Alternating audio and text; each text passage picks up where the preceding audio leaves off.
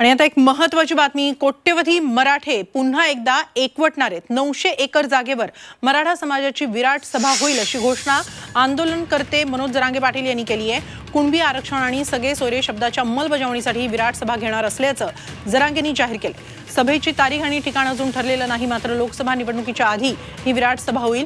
जरांगेंच्या घोषणेनंतर विराट सभेसाठी मैदानाची पाहणी सुरू झाली आहे। गृहमंत्र्यांनी सत्तेचा आणि गुंडांचा वापर करून दडपशाही केल्याचा आरोपही यावेळी जरांगेंनी केलाय।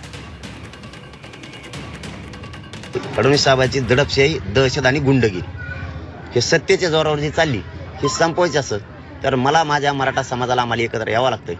आम्ही बघितली सुद्धा, ते बी सांगतो, 700 एकर बघितली पण आम्हाला 300 एकर कमी पडते, त्यामुळे आम्ही ती पॉईंट बदलिला।